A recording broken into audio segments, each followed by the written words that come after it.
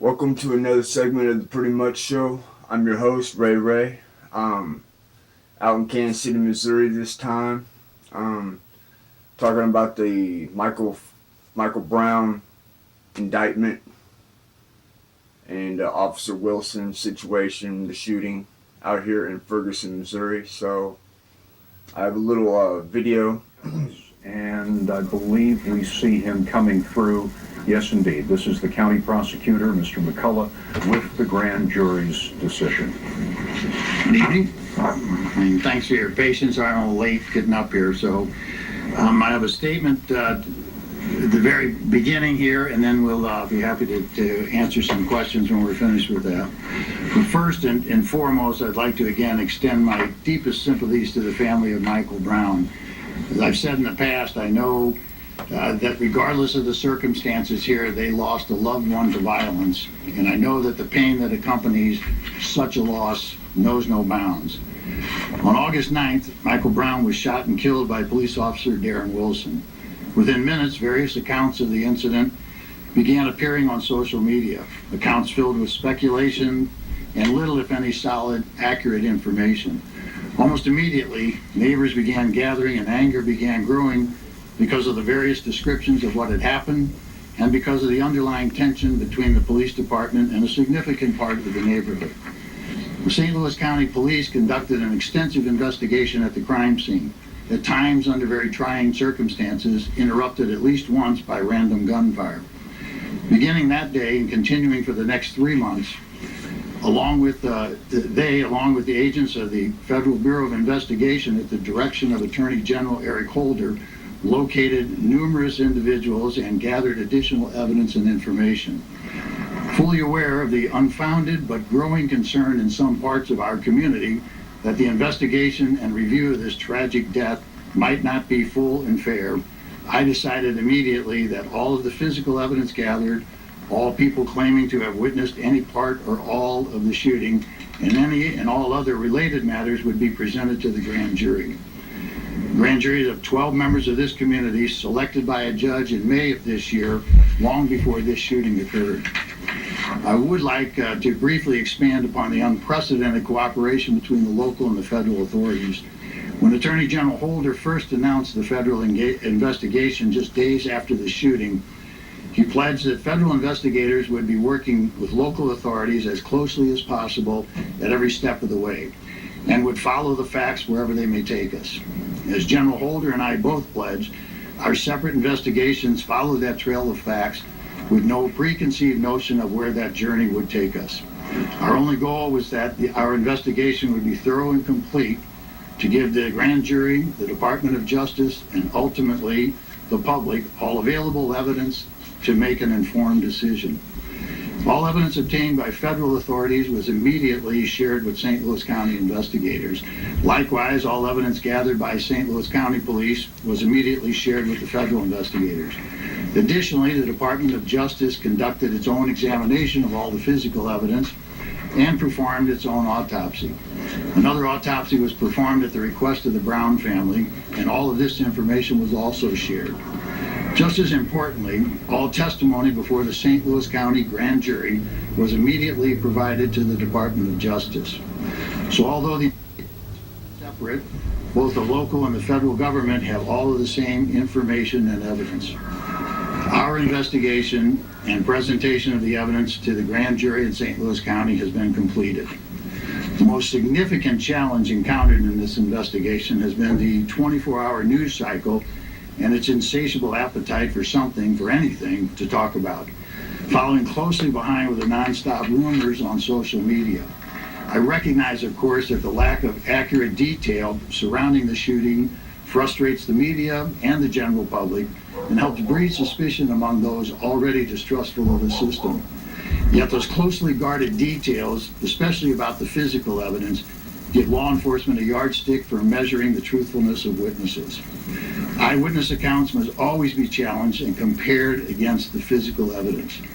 Many witnesses to the shooting of Michael Brown made statements inconsistent with other statements they made and also conflicting with the physical evidence. Some were completely refuted by the physical evidence. As an example, before the results of the private autopsy were released, Witnesses on social media, during interviews with the media, and even during questioning by law enforcement, claimed that they saw Officer Wilson stand over Michael Brown and fire many rounds into his back. Others claimed that Officer Wilson shot Mr. Brown in the back as Mr. Brown was running away. However, once the autopsy findings were released showing that Michael Brown had not sustained any wound to the back of his body, no additional witnesses made such a claim, and several witnesses adjusted their stories in subsequent statements. Some even admitted that they did not witness the event at all, but merely repeated what they heard in the neighborhood or others or assumed had happened. Fortunately for the integrity of our investigation, almost all initial witness interviews, including those of Officer Wilson, were recorded. The statements and the testimony of most of the witnesses were presented to the grand jury before the autopsy results were released by the media and before several media outlets published information and reports that they received from a D.C. government official. The jurors were therefore, prior to the time that released information going public and what followed in the news cycle, the jurors were able to have already assessed the credibility of the witnesses, including those witnesses whose statements and testimony remained consistent throughout every interview and were consistent with the physical evidence in this case. My two assistants began presenting to the grand jury on August 20th. The evidence was presented in an organized and orderly manner. The jurors gave us a schedule of when they could meet. All 12 jurors were present for every session, and all 12 jurors heard every word of testimony and examined every item of evidence. Beginning August 20th and continuing until today, the grand jury worked tirelessly to examine and re-examine all of the testimony of the witnesses and all of the physical evidence. They were extremely engaged in the process, asking questions of every witness, requesting specific witnesses, requesting specific information, and asking for certain physical evidence. They met on 25 separate days in the last 3 months, heard more than 70 hours of testimony from about 60 witnesses, and reviewed hours and hours of recordings of media and law enforcement interviews by many of the witnesses who testified. They heard from 3 medical examiners and experts on blood, DNA, toxicology, firearms, and drug analysis. They examined hundreds of photographs, some of which they asked be taken. They examined various pieces of physical evidence. They were instructed on the law and presented with 5 indictments ranging from murder in the first degree to involuntary manslaughter. Their burden was to determine, based upon all of the evidence, if probable cause exists to believe that a crime was committed and that Darren Wilson is the person who committed that crime. There is no question, of course, that Darren Wilson caused the death of Michael Brown by shooting him, but the inquiry does not end there. The law authorizes a law enforcement officer to use deadly force in certain situations. The law also allows all people to use deadly force to defend themselves in certain situations. So the grand jury considered whether Wilson was the initial aggressor in this case, or whether there was probable cause to believe that Darren Wilson was authorized as a law enforcement officer to use deadly force in this situation, or if he acted in self-defense. I detail this for 2 reasons. First, so that everyone will know that, as promised by me and Attorney General Holder, there was a full investigation and presentation of all evidence and appropriate instruction of the law to the jury, to the grand jury. Second, as a caution to those in and out of the media who will pounce on a single sentence or a single witness and decide what should have happened in this case based on that tiny bit of information. The duty of the grand jury is to separate fact from fiction. After a full and impartial and critical examination of all the evidence in the law, and decide if that evidence supported the filing of any criminal charges against Darren Wilson. They accepted and completed this monumental responsibility in a conscientious and expeditious manner. It is important to note here, and say again, that they are the only people who have heard and examined every witness and every piece of evidence. They discussed and debated the evidence among themselves before arriving at their collective decision. After their exhaustive review of the evidence, the grand jury deliberated over 2 days, making their final decision. They determined that no probable cause exists to file any charge against Officer Wilson and returned a no true bill on each of the 5 indictments. No charge. Physical and scientific evidence examined by the grand jury, combined with the witness statements supported and substantiated by that physical evidence, tells the accurate and tragic story of what happened. A very general synopsis of the testimony and the physical evidence presented to the grand jury follows.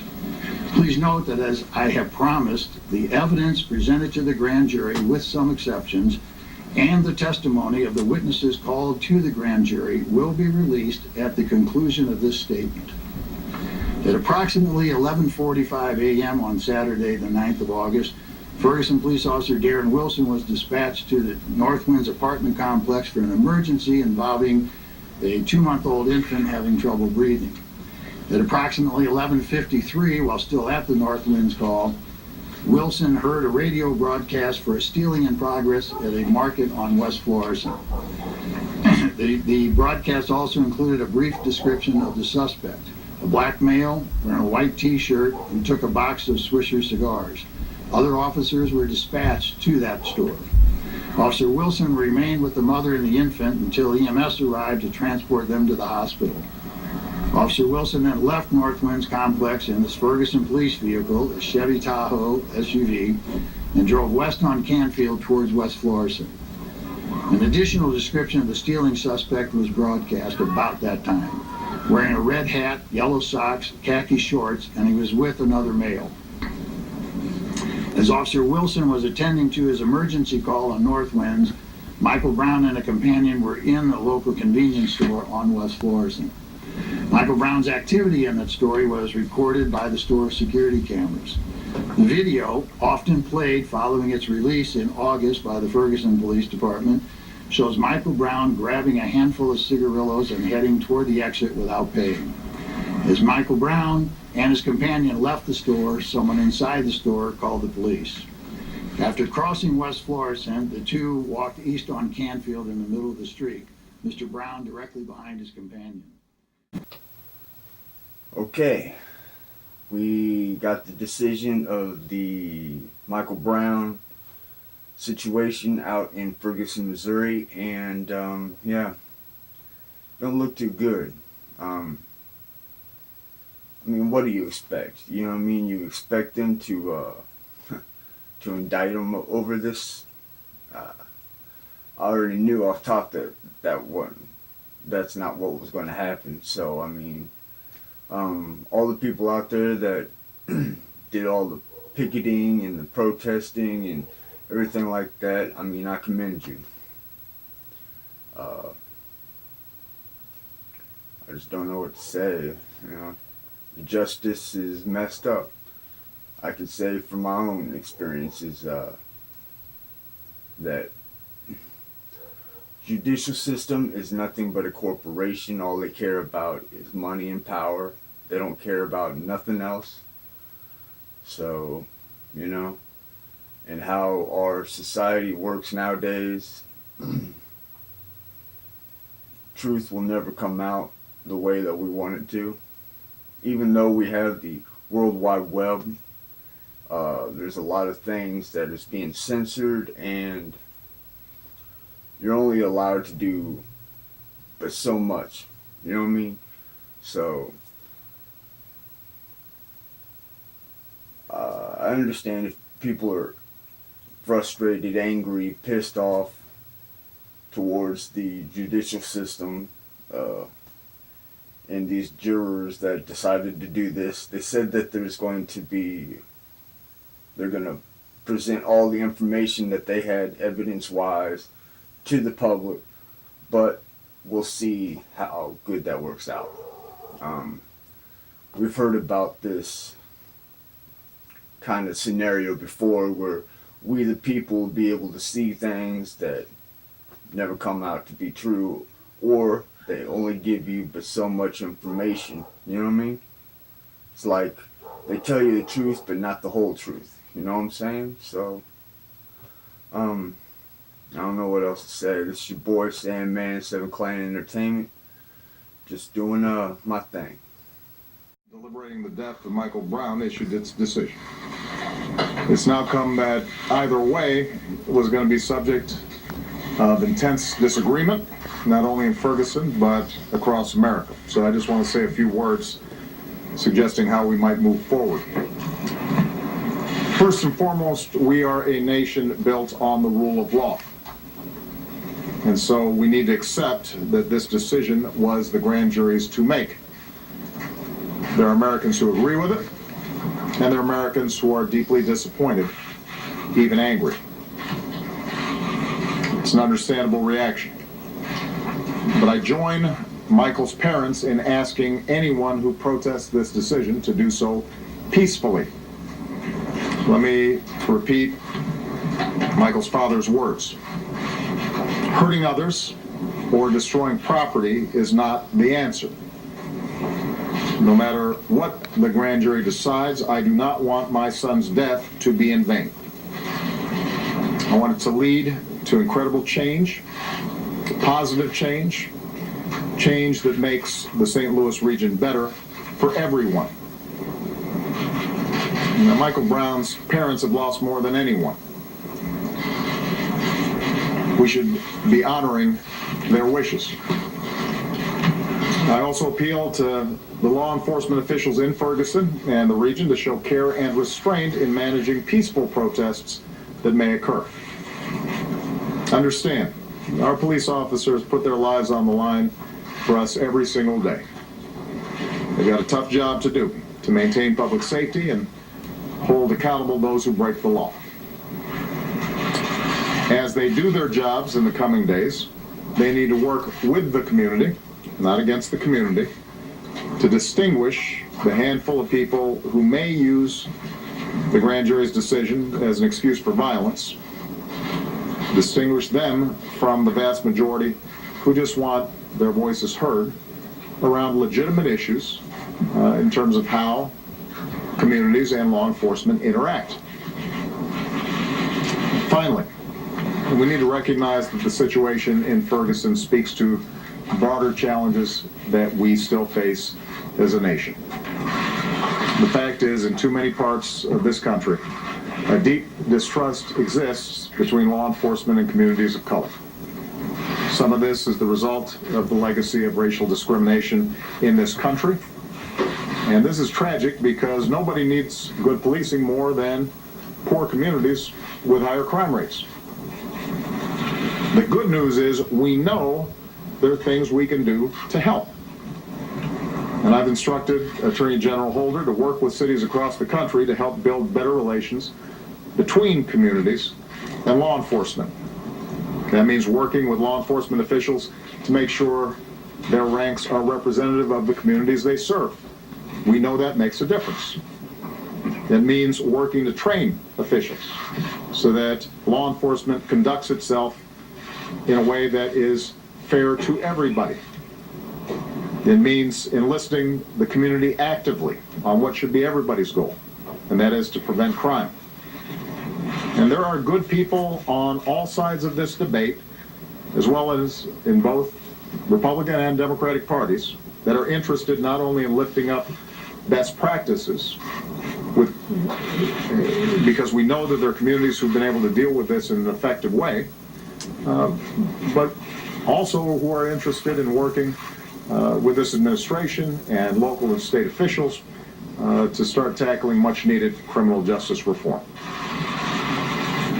So those should be the lessons that we draw from these tragic events. We need to recognize that this is not just an issue for Ferguson, this is an issue for America. We have made enormous progress in race relations over the course of the past several decades. I have witnessed that in my own life, and to deny that progress, I think, is to deny America's capacity for change. But what is also true is that there are still problems, and communities of color aren't just making these problems up. separating that from this particular decision, there are issues in which the law too often feels as if it is being applied in a discriminatory fashion. I don't think that's the norm. I don't think that's true for the majority of communities or the vast majority of law enforcement officials, but these are real issues. And we have to lift them up and not deny them or try to tamp them down. What we need to do is to understand them and figure out how do we make more progress. And that can be done. That won't be done by throwing bottles. That won't be done by smashing car windows. That won't be done by using this as an excuse to vandalize property, and it certainly won't be done by hurting anybody. So, to those in Ferguson, there are ways of channeling your concerns constructively, and there are ways of channeling your concerns destructively. Michael Brown's parents understand what it means to be constructive. The vast majority of peaceful protesters, they understand it as well. Those of you who are watching tonight understand that there's never an excuse for violence, particularly when there are a lot of people in goodwill out there who are willing to work on these issues. On the other hand, those who are only interested in focusing on the violence and just want the problem to go away need to recognize that we do have work to do here. And we shouldn't try to paper it over. Whenever we do that, the anger may momentarily subside, but over time it builds up, and America isn't everything that it could be. And I am confident that if we focus our attention on the problem and we look at what has happened in communities around the country effectively, then we can make progress not just in Ferguson, but in a lot of other cities and communities around the country. Okay? Mr. President, thank you. Welcome to SND Radio. I'm your host, Ray Ray. Today is a sunny day. Lovely day. So sit back and relax. Yo, I come with the tragic lungs. Everybody understands sprung. Number one from the sky, let's ride. Everybody knowing how I just get high. Every day and night, yo, I will never lie. Let's glow, hip, flex, flow. Everybody knowing mind roll.